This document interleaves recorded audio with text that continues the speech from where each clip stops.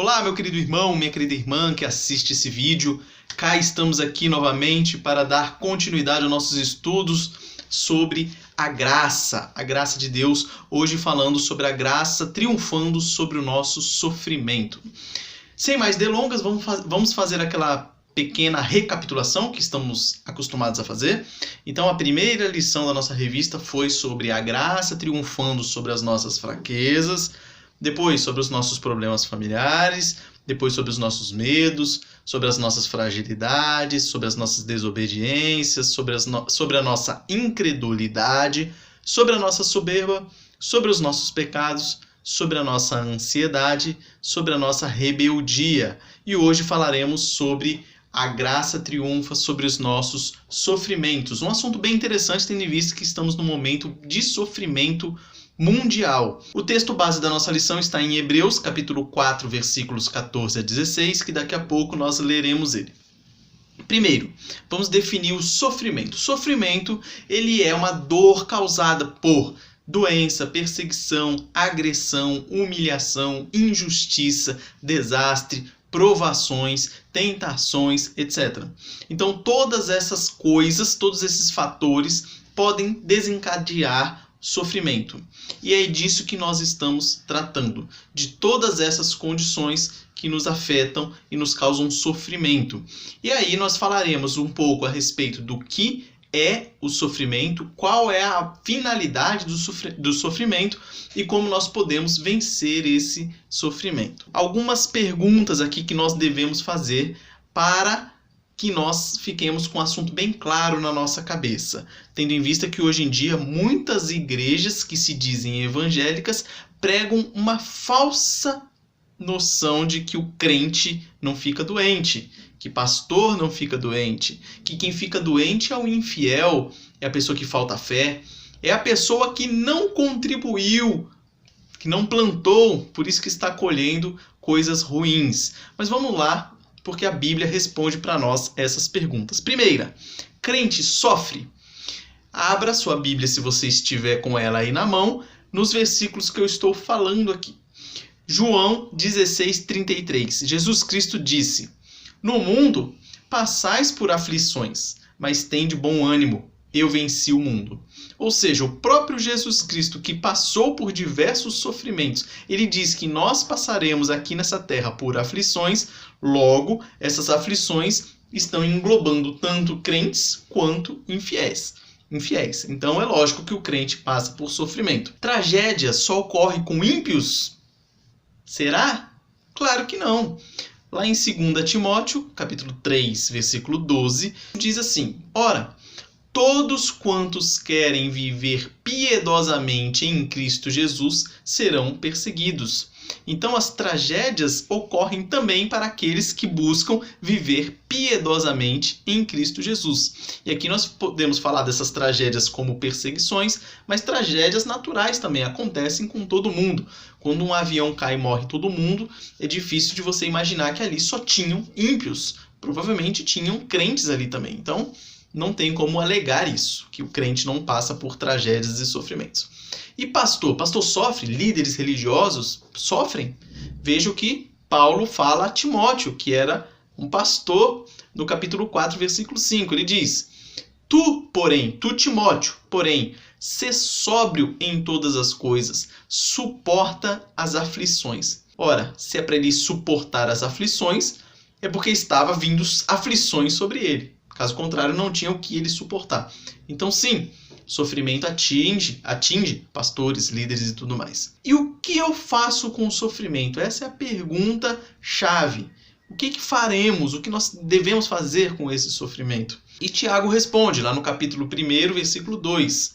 "Meus irmãos, tende por motivo de toda alegria o passardes por várias provações." As provações geram sofrimento. E por que eu devo ter alegria para com as provações? É isso que nós analisaremos aqui. Lá em Hebreus, capítulo 4, versículos de 14 a 16, que é o texto base aqui da nossa lição, nós vamos começar a entender por que o sofrimento deve nos trazer alegria. Vejam o que diz a palavra de Deus. "Tendo, pois, a Jesus, o Filho de Deus, como grande sumo sacerdote que penetrou os céus, conservemos firmes a nossa confissão, porque não temos sumo sacerdote que não possa compadecer-se das nossas fraquezas. Antes, foi ele tentado em todas as coisas, à nossa semelhança, mas sem pecado.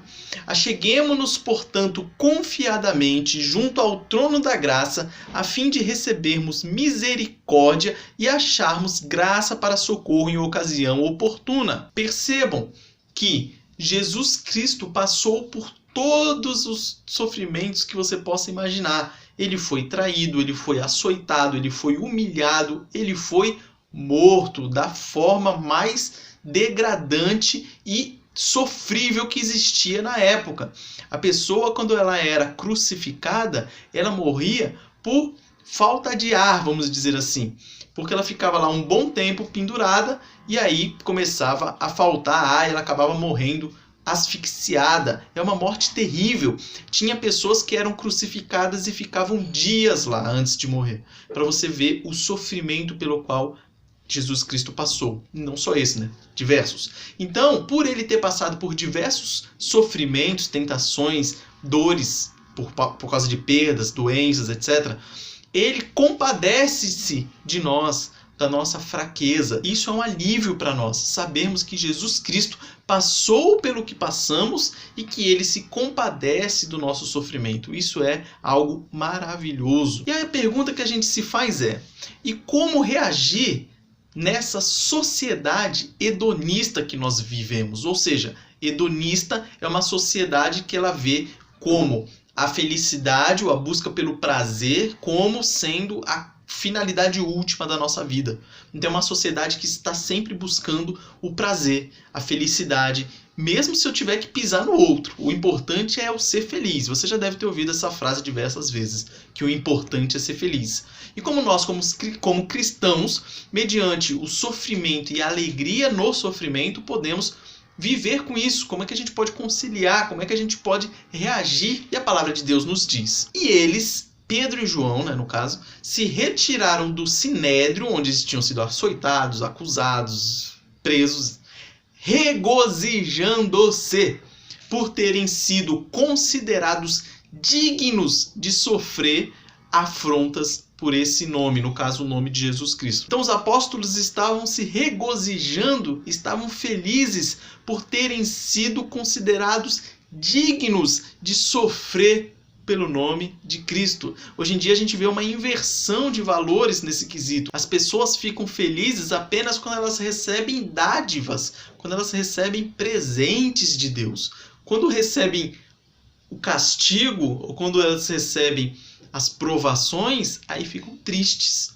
Quando são perseguidas pelo nome de Cristo, aí fica triste, ou às vezes muda de opinião.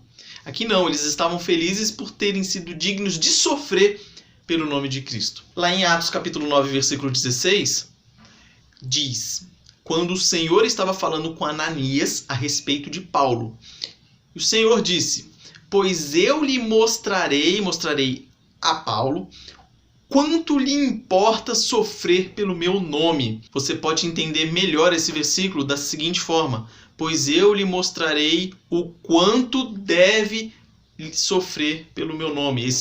O quanto lhe importa é a mesma coisa do quanto deve. Então Deus, o Senhor, ia mostrar para Paulo o quanto ele deve sofrer pelo nome de Cristo.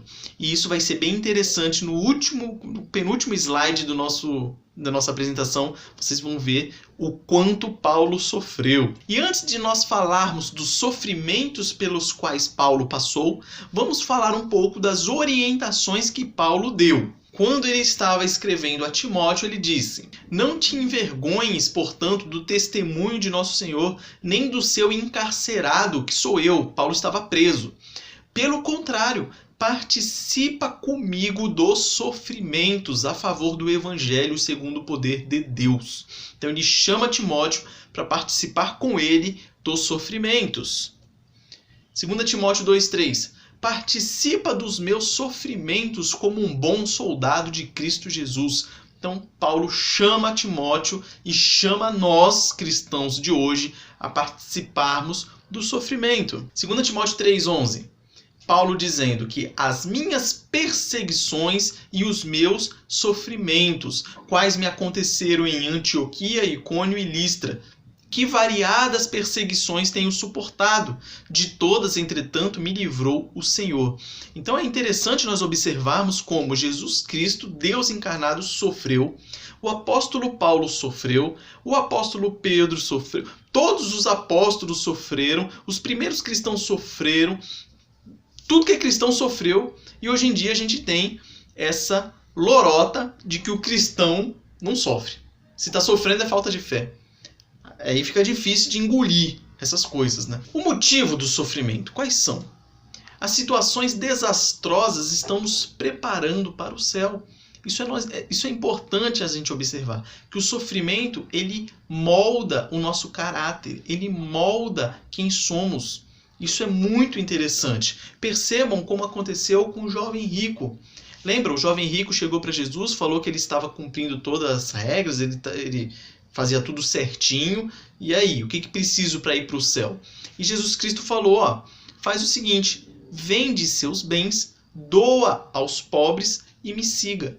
E aí, diz a Bíblia que ele ficou muito triste, porque ele era muito rico. O que isso tem para nos ensinar? O problema do jovem era ser rico? Não, o problema não era ele ser rico. O problema é que a confiança dele estava nas riquezas. Esse é o problema. E Jesus, sabendo disso, falou, se livre disso e me siga. Olha que interessante a gente observar por essa perspectiva. Imagina que se tivesse acontecido algum desastre ali na região e ele tivesse perdido tudo, todos os bens dele, o jovem rico, perdeu tudo. E aí nessa que ele perdeu tudo, ele começa a perceber que realmente não é para eu deixar minha fé ou guardar minhas esperanças na riqueza. E aí se voltasse mais para Cristo. Você pode colocar essa situação como sendo um desastre, um sofrimento que serviu para melhorá-lo e não para torná-lo pior.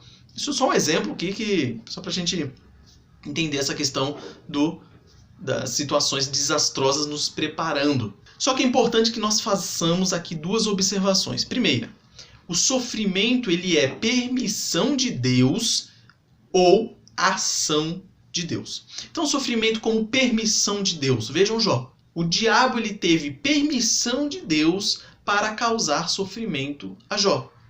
O que a gente pode perceber com isso? Que Deus é soberano, ele reina sobre tudo. O diabo ele vai até certo ponto, até outro ponto ele precisa da permissão de Deus.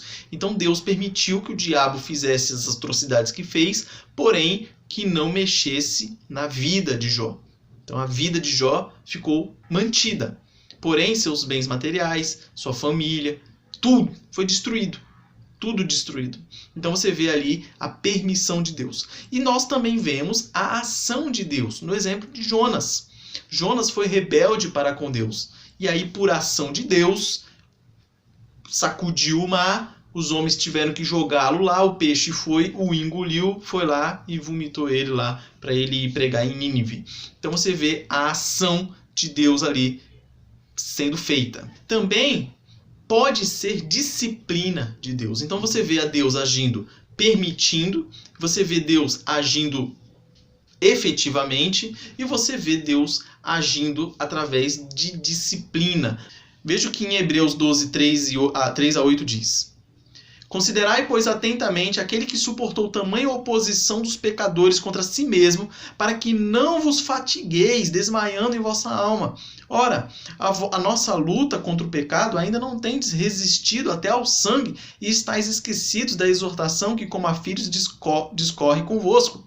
Filho meu, não menosprezes a correção que vem do Senhor, nem desmaies quando por ele és reprovado, porque o Senhor corrige a quem ama e açoita a todo filho a quem recebe.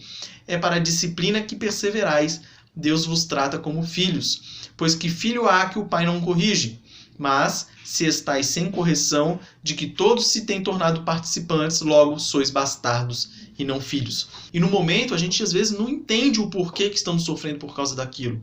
Mas lá na frente entenderemos. É igual quando seu pai ou sua mãe te bateu quando você era pequeno. Na época você não sentiu, não entendeu o porquê, estava apanhando, sentiu dor, mas depois de mais velho você entende. É a mesma coisa. 1 Pedro 1, versículos 3 a 9 diz: Bendito o Deus e Pai de nosso Senhor Jesus Cristo, que segundo a sua muita misericórdia nos regenerou para uma viva esperança, mediante a ressurreição de Jesus Cristo dentre os mortos, para uma herança incorruptível, sem mácula, imarcessível, reservada nos céus para vós outros que sois guardados pelo poder de Deus, mediante a fé, para a salvação preparada para revelar-se no último tempo. Nisso exultais, embora no presente, por breve tempo, se necessário, sejais contristados por várias provações, para que, uma vez confirmado o valor de vossa fé, muito mais preciosa do que o ouro perecível, mesmo apurado por fogo, redunde em louvor, glória e honra na revelação de Jesus Cristo, a quem, não havendo visto, amais, no qual, não vendo agora, mas crendo, exultais com alegria indivisível e cheia de glória, obtendo o fim da vossa fé, a salvação da vossa alma. Veja que belo versículo falando a respeito dos sofrimentos que passaremos nessa terra, que são poucos comparado à eternidade. Certa vez eu ouvi, que eu não lembro qual foi o autor, mas que uma vida inteira de sofrimento é nada comparada a uma eternidade na glória. Então olha que lindo, é o que esse versículo está dizendo. É a nossa esperança. Temos que viver pouco sofrimento, muito sofrimento, não importa, visando o eterno. Então a ardente expectativa de nossa salvação nos faz superar momentos de sofrimento e nos dá forças para continuarmos. Então temos sempre que estar em mente essa expectativa pela nossa salvação. E o que podemos aprender? Que a graça nos faz ver o sofrimento como uma experiência humana. A dor é sinal que você está vivo, para começar. Se você está sentindo dor, é um bom sinal, você está vivo. Davi sofreu, nós falamos aqui do sofrimento de Jesus, do sofrimento dos apóstolos e do sofrimento também do pessoal do Antigo Testamento. E Davi sofreu muito, e olha que ele era considerado o homem segundo o coração de Deus. Vejam o que diz Salmo 55, de 1 a 5. Dá ouvidos, ó Deus, à minha oração. Aqui, olha a oração que ele faz. Dá ouvidos, ó Deus, à minha oração. Não te escondas da minha súplica. Atende-me e responde-me. Sinto-me perplexo em minha queixa e ando perturbado por causa do clamor do inimigo e da opressão do ímpio, pois sobre mim lançam calamidade e furiosamente me hostilizam. Estremece-me no peito o coração. Terrores de morte me salteiam. Temor e tremor me sobrevêm e o horror se apodera de mim. Veja como estava aflito Davi nessa situação. Nós sofremos por diversas razões. Sofremos pelo fato de estarmos vivos, sofremos por causa do pecado, sofremos por causa da disciplina que recebemos de Deus, sofremos por causa da nossa fidelidade a Deus. Sim, a fidelidade a Deus causa sofrimento, você não sabia? Então você vai ficar sabendo. Olha o que Jesus passou. Está relatado em Mateus 26, 36 a 38. Em seguida foi Jesus com eles, seus discípulos, a um lugar chamado Getsemane, e disse a seus discípulos: assentai-vos aqui enquanto eu vou ali orar. E levando consigo a Pedro e aos 2 filhos de Zebedeu, que são Tiago e João, começou a entristecer-se e a angustiar-se. Então lhes disse: a minha alma está profundamente triste até a morte. Ficai aqui e vigiai comigo. Jesus Cristo, na véspera de ser, um pouco antes de ser entregue para ser morto, açoitado e humilhado, ele estava aflito. Então, se Jesus ficou aflito, nós ficamos aflitos. A graça nos dá forças para prosseguir e nunca desistir. Não há sofrimento maior ou menor para Cristo. Cristo sofreu tudo o que você possa imaginar. Não devemos perder a esperança e a confiança jamais. Não desista, não pare de crer. Qual a conclusão que nós chegamos? Que a dor faz parte da vida. ela atinge a todos. Deus é soberano sobre tudo, inclusive o sofrimento. O sofrimento pode ser juízo, correção, provação e permissão de Deus. Não tentação, hein? Não vamos confundir. Deus não tenta ninguém, mas ele prova. Junto com o sofrimento, Deus nos dá graça para vencê-lo. Essa é a conclusão que nós chegamos de tudo que foi falado até aqui. Tinha uma frase que eu gostava muito nas Forças Armadas, que dizia assim: a dor é a fraqueza deixando o corpo. Era uma frase motivacional para que você pudesse desempenhar um trabalho melhor ali, dentro da sua tarefa militar. Só que é interessante nós observarmos que ela tem um paralelo com o que nós falamos aqui. Se você começa a perceber que a dor é a fraqueza deixando o corpo, e você começa a perceber que a dor é você estar sendo moldado, que era o que queria dizer essa frase militar, isso tem tudo a ver com a lição que nós tratamos aqui. A dor nos molda o caráter, nos molda a nossa moral. Quando a gente vence um sofrimento, quando termina um sofrimento, a gente fica mais fortalecido e pronto para poder também consolar outras pessoas que estão passando pelo mesmo problema ou que vão passar pelo mesmo problema. Você chega com autoridade para falar: ó, eu passei pelo que você passou e eu entendo a sua dor. Essa é a maravilha que Jesus nos dá, porque ele passou pelo que nós passamos e pelo que nós passaremos aqui nessa terra.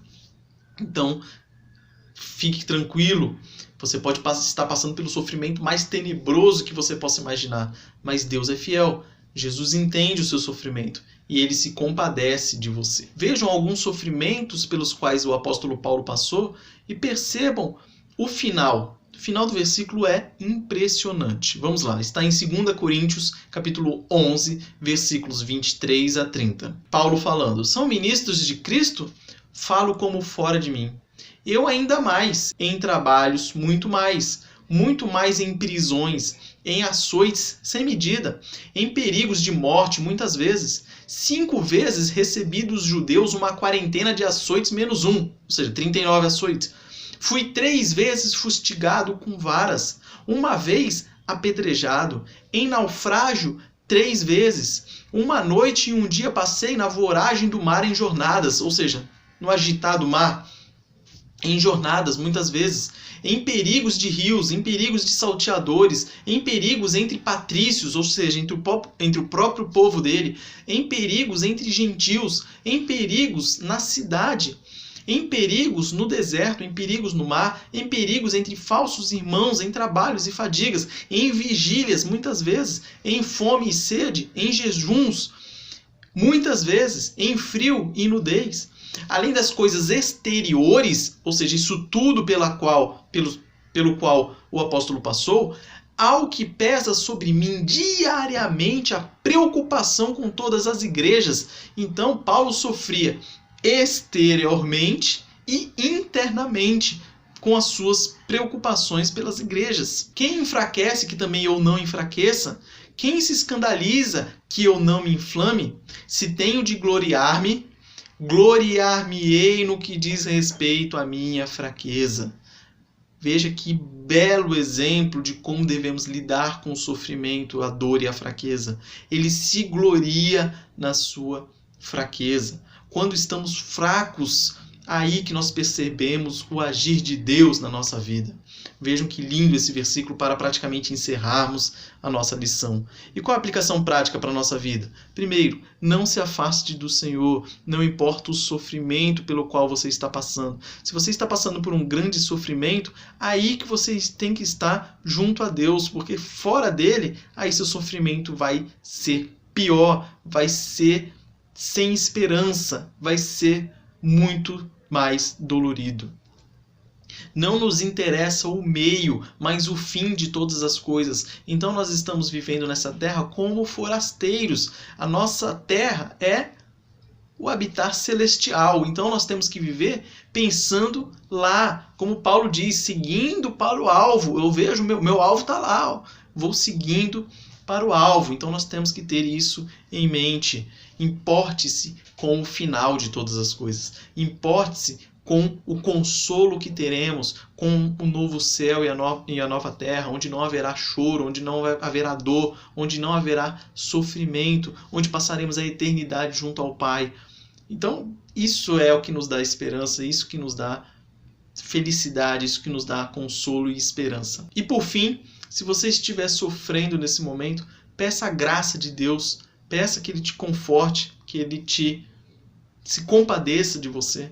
Peça a graça de Deus, porque a graça de Deus triunfa sobre os nossos sofrimentos. Então, com isso, nós encerramos a nossa lição. Eu espero sinceramente que Deus conforte o seu coração se você estiver passando por algum problema, algum sofrimento nesse momento. Confie em Deus que Ele vai te socorrer. Um forte abraço, que Deus abençoe a sua vida e até a próxima.